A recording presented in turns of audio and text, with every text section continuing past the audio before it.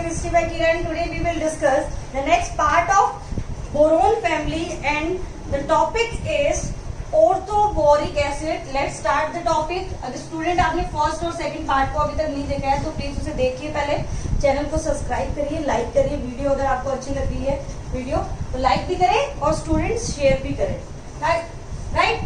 तो स्टार्ट करें हमारे टॉपिक को, orthoboric acid. What is the formula of orthoboric acid? It is H3BO3, right. और इसको हम और कैसे लिख सकते हैं? BOH whole size. It is also known as the boric acid. हम एक और टर्म भी यहाँ पे दे सकते हैं, वो क्या होती है? Boric acid. अब हम बात करते हैं what is the structure of this boric acid. कैसे स्ट्रक्चर होती है? देखो, boron, OH, OH and OH। Boron sp2 hybrid और 3 OH उससे डायरेक्टली अटैच है। ये जो एसिड है ऑर्थोबोरिक एसिड, उसकी जो pKa की वैल्यू होती है वो क्या होती है? 9.2। और ये क्या होता है? वीक एसिड होता है, राइट। ये क्या होता है? वीक एसिड होता है। और इस एसिड की टेंडेंसी क्या होती है? ये H+ रिमूव नहीं करता है, H+ डोनर नहीं होता। और ये क्या होता है? OH- एक्सेप्टर होता है। क्यों? क्योंकि बोरोन sp2 हाइब्रिड है, उसके पास 6 इलेक्ट्रॉन है, उसका ऑक्टेट कंप्लीट नहीं है, लुईस एसिड की तरह वो बिहेव करेगा। तो ये क्या करता है? OH- को लेगा और कुछ किस टाइप से कंपाउंड बनाएगा? BOH4- means it is OH acceptor, note H+ donor, right. Clear हुआ? कभी भी इसके 3 H को देख के हमने ये नहीं बोलना कि ये जो रिमूवेबल हाइड्रोजन प्रेजेंट है विच इज 3, नो। यहाँ पे OH एक्सेप्टर की तरह ये डील करता है और इसकी बेसिसिटी इस वजह से क्या होती है? 1 होती है, राइट। क्योंकि वो 1 मोल OH- आयन के साथ रिएक्ट कर सकता है, राइट। जब ये H3BO3 की जब हम रिएक्शन कराते हैं किसके साथ? वाटर के साथ। हमने पानी मिला दिया H3BO3 में, तो ये क्या करता है? वाटर के पास लोन पेयर है तो HOH- इसको एक्सेप्ट करेगा और कुछ इस टाइप से हमें आयन बना के मिलेगा इसमें, BOH4- एंड H3O पॉजिटिव, कुछ इस टाइप से BOH4- एंड H3O पॉजिटिव। ये जो रिएक्शन होती है, इस रिएक्शन की जो टेंडेंसी है वो फॉरवर्ड की तरफ जो है वो बहुत ही कम होती है। क्यों होती है ऐसा? क्योंकि ये जो बोरिक एसिड है, हम यहाँ पे कॉन्सेप्ट लगाते हैं कि फॉरवर्ड रिएक्शन जाने के लिए टेंडेंसी क्या होती है? जो बनने वाले जो कंपाउंड्स हैं वो क्या होने चाहिए? स्ट्रॉन्ग नहीं होने चाहिए, राइट। वो क्या होने चाहिए? उसको फॉरवर्ड जाने के लिए जो आप कंपाउंड बना रहे हो, दोनों की एसिडिक स्ट्रेंथ देखते हो, तो पहले वाले कंपाउंड ज्यादा एसिडिक होने चाहिए और रिएक्शन के बाद जो है वो क्या होने चाहिए? कम एसिडिक होने चाहिए। तो यहाँ पे क्या होता है? इसका अपोजिट होता है। इस वजह से ये रिएक्शन जो है वो फॉरवर्ड की तरफ कम मूव करती है और बैकवर्ड डायरेक्शन की तरफ उसकी जाने की टेंडेंसी ज्यादा होती है, क्योंकि H3O पॉजिटिव की एसिडिक स्ट्रेंथ ज्यादा होती है एज कंपेयर टू H3BO3। तो क्लियर हुआ? What is boric acid, what is the formula, what is the structure, hybridization and basicity. This is the all important point of orthoboric acid. अब हम discuss करते हैं इसकी प्रिपरेशन मेथड को। Then write down the heading, the preparation of orthoboric acid. Write down the heading, preparation of orthoboric acid. Write down the heading, preparation of orthoboric acid. Let's start the discussion. हम क्या करेंगे? Borax को लिया और borax की HCl से reaction कराएंगे। ये पहले भी रिएक्शन हमने डिस्कस की थी, तो वो क्या फॉर्म करेगा? ऑर्थोबोरिक एसिड फॉर्म करेगा, राइट। अब आपने ले लिया B2H6 डाइबोरेन। डाइबोरोन की भी जब हाइड्रोलिसिस किया जाएगा तब भी हमें क्या मिलेगा? बोरिक एसिड या ऑर्थोबोरिक एसिड। जब BH3 का हाइड्रोलिसिस होगा then also the product of this reaction is orthoboric acid. Clear हुआ? बहुत इंपॉर्टेंट रिएक्शन है ये, आप मेनली याद रखना। सारी तीनों रिएक्शन लिख के देखना, याद हो जाएगी आपको। अब मेन इफेक्ट डिस्कस करते हैं। जब ऑर्थोबोरिक एसिड को हीट किया जाता है तो क्या बनता है? जैसे आपने ऑर्थोबोरिक एसिड लिया, उसको हीटिंग कराई आपने, तो वाटर रिमूव होगा और आपको जो प्रोडक्ट मिलेगा which is called as metaboric acid, right. और मेटाबोरिक एसिड को फिर से अगर हमने हीट किया then the product will be the B2O3 OH3 which is known as boric anhydride. Anhydride हमने इसलिए बोला बिकॉज इसमें से वाटर मॉलिक्यूल जो है वो रिमूव हो गया। क्लियर हुआ। और जब ऑर्थोबोरिक एसिड को 3D में जब हम इसकी स्ट्रक्चर को ऑब्जर्व करते हैं तो एक्चुअल में क्या होता है, इसकी 3D स्ट्रक्चर में हाइड्रोजन बॉन्डिंग प्रेजेंट होती है। तो इसकी बहुत कॉम्प्लेक्स सी टाइप की स्ट्रक्चर होती है। वो किस टाइप से होती है वो हम डिस्कस करते हैं। The 3D structure of BOH3 hydrogen bonding present होगी। देखना, सबसे पहले आपने BOH वाला एक मॉलिक्यूल लिया, उसका जो कॉरस्पॉन्डिंग हर एक जो OH होगा वो दूसरे OH से, BOH के दूसरे OH से क्या होगा, इस तरह से हाइड्रोजन बॉन्डिंग करेगा। ये नीचे भी एक्सटेंड होती जाएगी, पीछे की तरफ भी एक्सटेंड होती जाएगी। इस तरह से आपको 3D स्ट्रक्चर मिलेगी जिसमें जो बोरोन है वो बोरोन के OH के साथ क्या प्रेजेंट होगी, हाइड्रोजन बॉन्डिंग प्रेजेंट होगी। मेन पॉइंट क्या है कि जब ये रिंग बन रही है हाइड्रोजन बॉन्डिंग के साथ, तो एक जो रिंग ऑफ फॉर्मेशन में कितने एटम यूज हो रहे हैं तो काउंट कर लो, 1 2 3 4 5 6 7 8 एटम जो है वो इसके रिंग में प्रेजेंट है। तो बस ये ध्यान रखना, 8 जो एटम है वो प्रेजेंट है ड्यू टू हाइड्रोजन बॉन्डिंग। जो हाइड्रोजन बॉन्डिंग से जो रिंग बन रही है उसमें 8 एटम प्रेजेंट है। राइट, क्लियर हुआ। ये कॉन्सेप्ट हमने डिस्कस कर लिया, कंप्लीट हो गया। ये जो ऑर्थोबोरिक एसिड था वो कंप्लीट हो गया। अब हम नेक्स्ट कंपाउंड की तरफ मूव करते हैं which is diborane, which is diborane. Write down the heading diborane.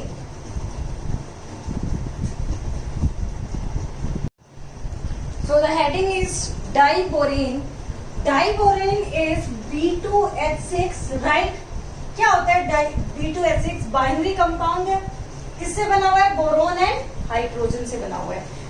B2H6 की जो स्ट्रक्चर है वो इम्पोर्टेंट है for IIT and NEET also.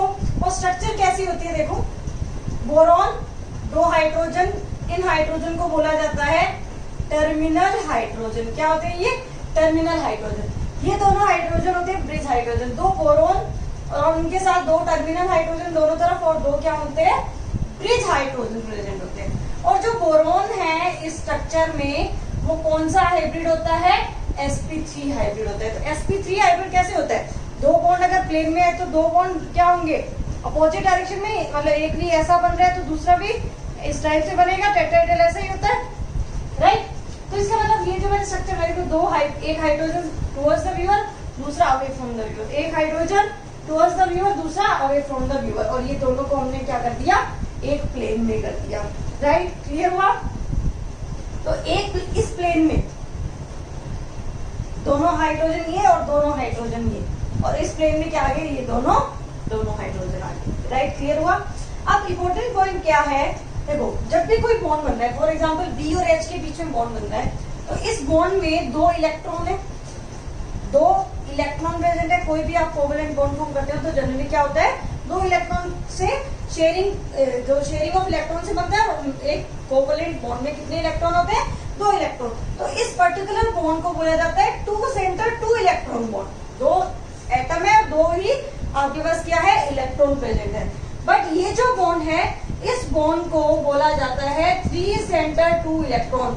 यहाँ पे बोरोन के पास यहाँ पे जो 3 तो क्या है, एटम है, बट यहाँ पे जो इलेक्ट्रॉन प्रेजेंट है वो सिर्फ क्या होते हैं, 2 इलेक्ट्रॉन प्रेजेंट होते हैं। इसी बॉन्ड को क्या बोला जाता है, बनाना बॉन्ड बोला जाता है। This is the 3 centre 2 electron bond, इसी को क्या बोलते हैं, बनाना बॉन्ड। राइट, अब ये जो बनाना बॉन्ड है, 3 सेंटर है और 2 इलेक्ट्रॉन है, इसका मतलब वो इलेक्ट्रॉन से क्या हो गया, डेफिशिएंट इन नेचर हो गया। तो अगर वो इलेक्ट्रॉन डेफिशिएंट है so it can be attacked by an nucleophile. कोई भी न्यूक्लियोफाइल अगर आएगा उस पे, तो उस पे क्या कर सकता है, अटैक कर सकता है। राइट, क्लियर हुआ। एक इम्पोर्टेंट पॉइंट और भी है, ये जो टर्मिनल BH बॉन्ड की जो बॉन्ड लेंथ है, और अगर हम मैं ब्रिज वाले कार्बन हाइड्रोजन की बॉन्ड लेंथ को अगर कंपेयर करूं तो इसमें डिफरेंस होता है। ये 131, ये 119।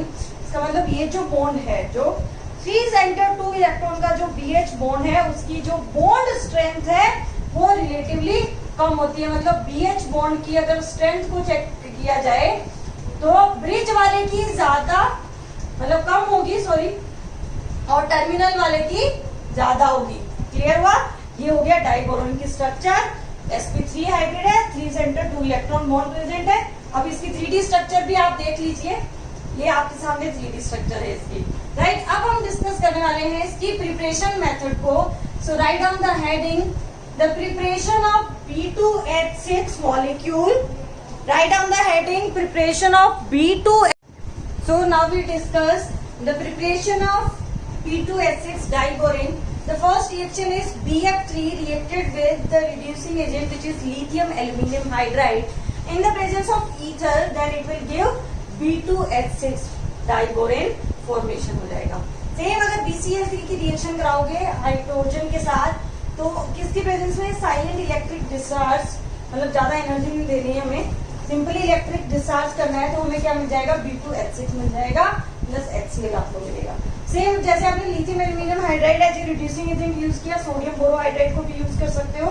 बट क्या डिफरेंस आता है कि सोडियम बोरोहाइड्राइड जो होता है वो कंपैरेटिवली लेस रिड्यूसिंग एजेंट होता है, उसकी जो स्ट्रेंथ है वो क्या होती है, कम होती है। तो यहाँ पे थोड़ा सा स्लाइटली हमें टेम्परेचर को क्या करना पड़ता है, इंक्रीज करना पड़ता है, बस प्रोडक्ट आपको वही B2H6 मिल जाएगा। सेम अगर बोरिक एनहाइड्राइड की रिएक्शन कराओगे 3H2 से एल्यूमिनियम के साथ तो आपको क्या मिल जाएगा, B2H6, राइट। इसका जो इंडस्ट्रियल मेथड है वो भी देख लेते हैं। यहाँ पे बोरॉन ट्राइफ्लोराइड की रिएक्शन होती है NaH के साथ, मेटल हाइड्राइड के साथ, सोडियम का मेटल हाइड्राइड हमने लिया है तो हमें क्या मिल जाएगा, B2H6 मिल जाएगा। इंडस्ट्रियल मेथड आपको इम्पोर्टेंट है, याद रहना चाहिए आपको। अब हम डिस्कस कर लेते हैं प्रॉपर्टीज। अब क्या क्या प्रॉपर्टी होती है, कलरलेस है, टॉक्सिक भी है, catches a fire in the air, जैसे ऑक्सीजन से रिएक्शन करा होगी इसकी तो तुरंत इसकी हाईली एक्सोथर्मिक रिएक्शन हो जाती है और जो है वो जो हीट रिलीज करता है वो बहुत ज्यादा अमाउंट में होती है। ज्यादा अच्छे से ज्यादा अमाउंट में हीट रिलीज होने की वजह से इसको रॉकेट फ्यूल में भी यूज किया जाता है, तो इंपॉर्टेंट हो गया। B2H6 की केमिकल रिएक्शन भी है, बहुत सारी रिएक्शन है, मेन अपन एक डिस्कस कर रहे हैं। Cl2 के साथ जब ये रिएक्ट करता है तो ये क्या बना लेता है, BCl3 बना लेता है। देखो यहाँ पे BCl3 H2 के साथ रिएक्ट करके B2H6 बना रहा था, यहाँ पे B2H6 Cl2 के साथ रिएक्शन करके क्या बना रहा है, BCl3। तो सारी रिएक्शन एक दूसरे से कनेक्टेड है, कनेक्टेड करके चलो याद हो जाएगी आपको, इसीलिए कोई डाउट नहीं आएगा। अब हम बहुत ही इंपॉर्टेंट टॉपिक डिस्कस करने वाले हैं इस डाइबोरेन का, which is write on the heading, which is breaking of banana bond. अभी जो बनाना बॉन्ड की हम बात कर रहे थे ना, 3 सेंटर 2 इलेक्ट्रॉन बॉन्ड, उसी को हम डिस्कस करने वाले हैं। So write on the heading, breaking of banana bond, breaking of banana bond, banana shake याद आ रहा होगा आपको गर्मी में ना। चलो इसको ब्रेक करते हैं, बनाना को ब्रेक करते हैं। 2 टाइप की मेथड है, एक तो है सिमेट्रिकल ब्रेक करने के और दूसरा क्या है, अनसिमेट्रिकल। दोनों ही हम एक साथ डिस्कस करेंगे। ये है B2H6 कुछ इस टाइप से।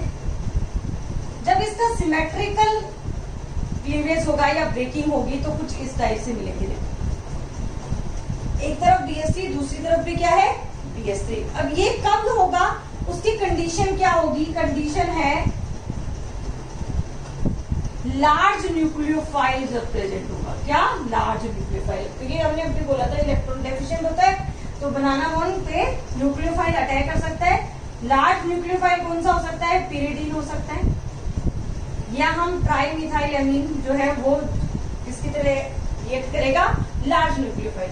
तो ये जब लार्ज न्यूक्लियोफाइल इस कंडीशन में जब ये रिएक्ट करेगा तो 2 पार्ट में ये ब्रेक हो जाएगा और क्या होगा, दोनों पार्ट से हमें अलग अलग इस रिएक्शन करके ये BH3 ये H इससे रिमूव हुआ तो सिंपली होगा क्या, इस एक H की जगह आपका ये वाला कंपाउंड आपको मिल जाएगा। इस तरह से 2 जो है वो एटम आपको मिल जाएंगे, ऐसे इस तरह से बॉन्डिंग होगा, 2 मॉलिक्यूल मिल जाएंगे। ये तो ये सिमेट्रिकल, जब लार्ज न्यूक्लियोफाइल हो तो इस टाइप से आपको ब्रेकिंग करना है। तो अनसिमेट्रिकल में हमें अपने आप समझ में आ रहा है कि क्या होना चाहिए, स्मॉल न्यूक्लियोफाइल होना चाहिए।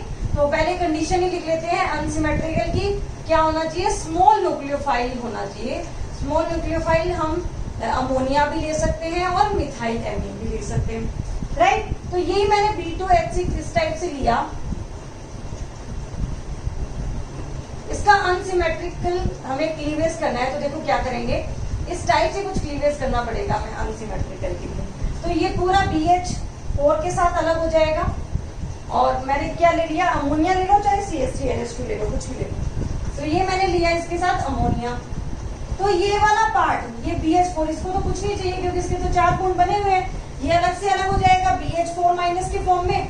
और दूसरा जो कंपाउंड होगा वो क्या बनाएगा, प्लस BH2NH3 ट्वाइस, इस टाइप से कॉम्प्लेक्स बनेगा।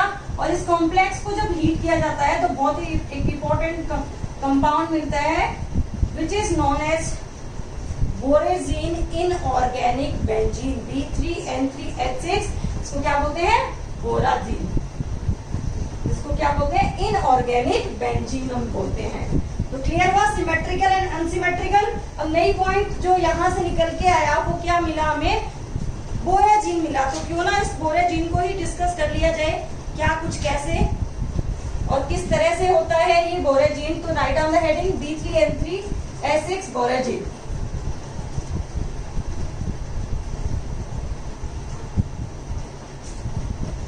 B3N3H6 क्या स्ट्रक्चर होगी, मैंने आपको हिंट दे दिया, इसको हिंट दे देती हूँ। इनऑर्गेनिक बेंजीन बोलते हैं हम इसको। तो कैसे स्ट्रक्चर होगी जरा सोच के बताइए मुझे। So now we will discuss borazine B3N3H6। क्या बोलते हैं इसको, हमने अभी बोला इनऑर्गेनिक बेंजीन हम बोलते हैं। बेंजीन की सिमिलर स्ट्रक्चर है, this is iso structure and iso electronic with benzene.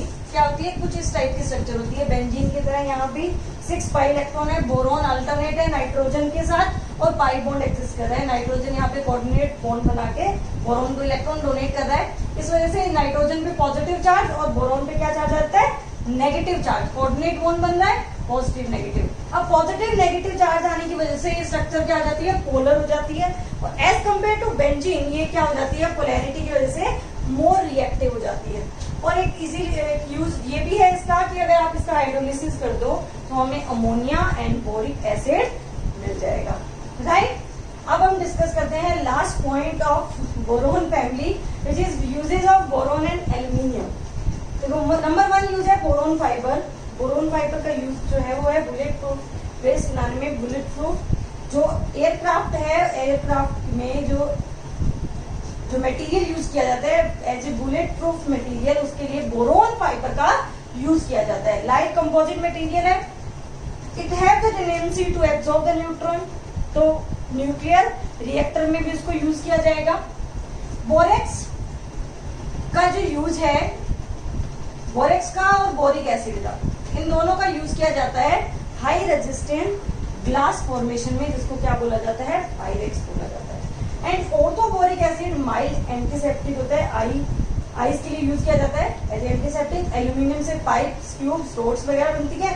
और मेन जो है वो पैकेजिंग मटेरियल होता है, जो एल्यूमिनियम फॉइल हम यूज करते हैं वो भी क्या होती है, एल्यूमिनियम का ही मटेरियल होता है। तो स्टूडेंट्स बोरोन फैमिली को हमने कंप्लीट कर लिया, अच्छे से रिवाइज कर लेना। 1 2 एक बार फिर से 1 2 3 तीनों लेक्चर एक बार फिर से रिवाइज कर लेना। फिर हम नेक्स्ट फैमिली की तरफ मूव करेंगे, which is carbon family. Okay student, all the best, bye.